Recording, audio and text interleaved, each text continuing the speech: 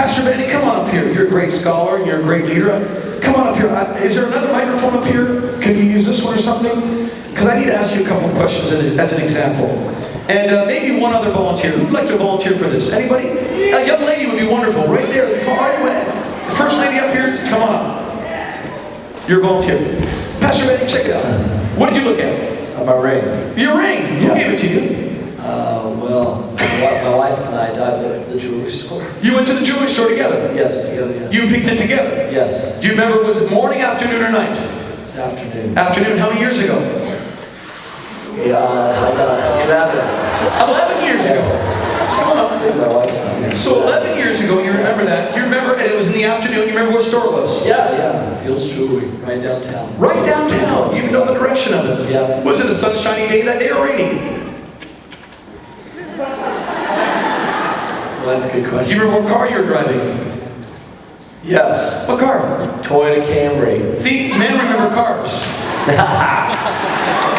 He remembers what he was driving 11 years ago. Why? Because it's called a positively charged emotion. And so when you look at that ring there, it's a pretty exciting thing. So you remember all those memories. How do you feel when you got it? Oh, fantastic. Were you nervous? Yeah, nervous. So you had nerves, you felt fantastic? Yeah. Well, did you know you were supposed to marry this lady? Yes. Yeah. Absolutely. In your heart of hearts, you knew she was the right one. So this was a time of celebration, right? Yeah. That's really cool. Yeah. So did you remember that when you're sitting there?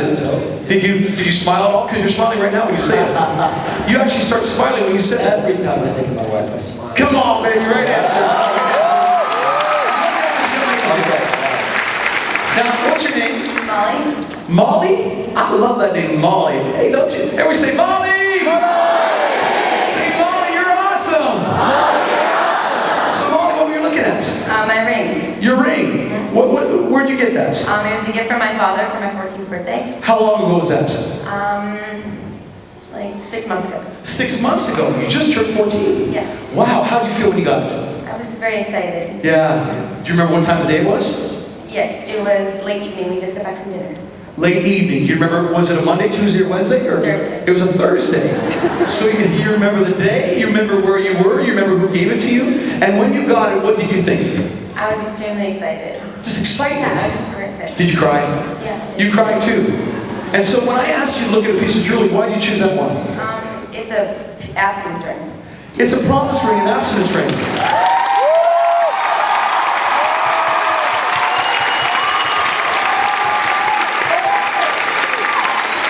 So it carries around a lot of very positive thoughts and memories and commitments, right? Yeah.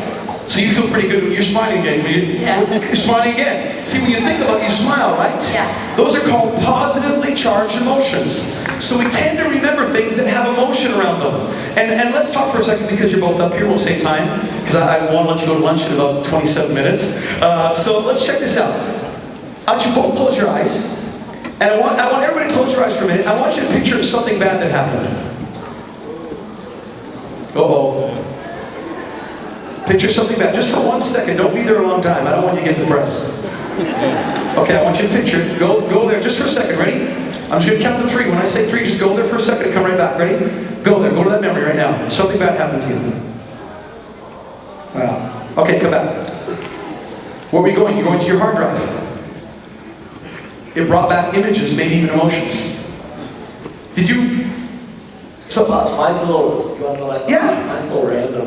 Please. When I was little, I was riding my bike in my neighborhood, and all these bigger kids were down there, and they all started yelling at me, and cussing at me, and that's what I thought of right there. They were screaming at me, yelling at me, and I was petrified. I was a little kid. I just rode my bike home really quickly. I was so scared. They were going to beat me up.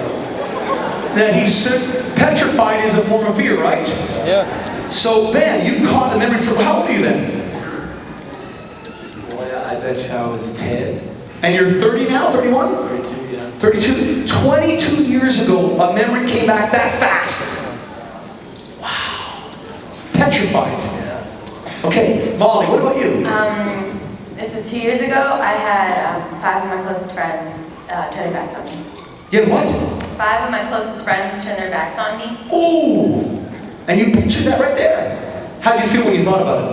It was bad. Bad. Horrible. And even right now, it brings back some memories, right? Did you hear people when I said, think of a bad memory? All of a sudden, people start going, whoa. Give these folks a big hand. Come on. You're awesome, man. Thank you. Pastor Ben, you're awesome. You're the man. So in other words, you got all this stuff in your closet, in your heart, positive and negative memories, and everything you see, you filter through that vat.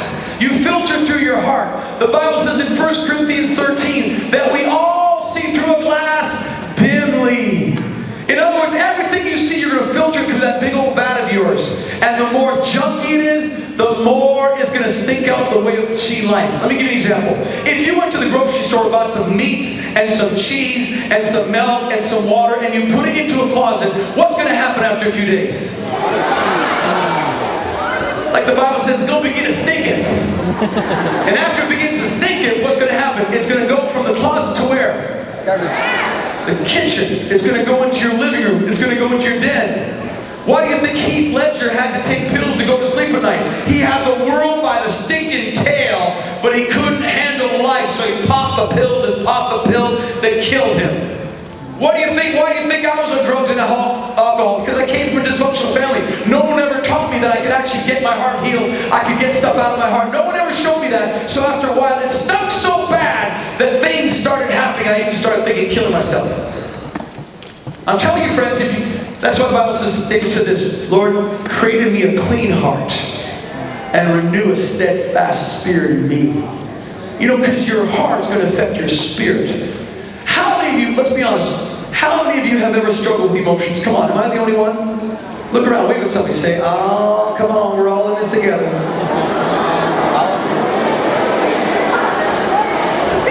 All right, now if your hand's not up, I'm going to come up and touch you because I want to touch someone who doesn't have it. Okay, I want to ask you another question. How many of you have ever had some bad, negative, weird thoughts? Am I right or wrong? Okay? How many of you have ever felt like, be honest with me, giving up? How many guys, when you saw that sexy girl making those eyes at you, you felt like giving in?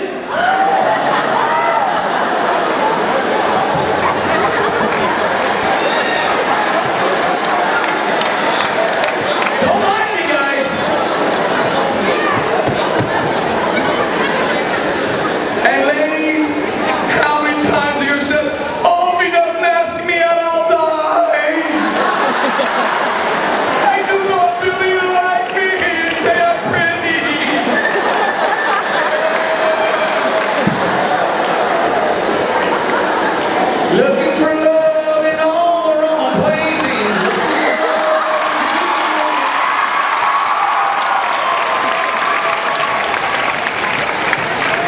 Am I right or wrong? So sometimes even born again, spirit feeling, all glorious people, they still struggle with stuff. But sometimes as Christians, we don't like to talk about it very much.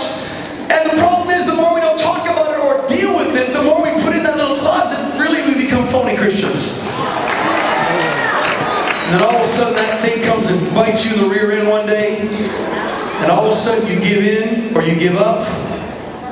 That's where you get some backsliders, and that's where you get people to walk away from God. It's not because they weren't touched by God, it's because the touch didn't turn into a transformation. We love the touch of God in our church. I mean, like they love it here in Reading. We love miracles like they love it here in Reading. We're functioning all those things. It's wonderful. But I'll tell you what, if we don't keep our hearts clean, it'll bite us. Is anybody still here with me? Yeah. Are you too tired? You give me a couple more minutes. You want me to stop? I'll stop now if you want. Okay, so the next question I have is not only where did you come from, what are you dealing with today? So what type of stuff are you dealing with today? Where are you today? Where were you in the past? Where are you today? Are you a combination of good and bad? Are you a combination of negative thoughts and positive thoughts? The answer is yes. You're a little bit of both, and sometimes you're more of one than the other. There's a battle.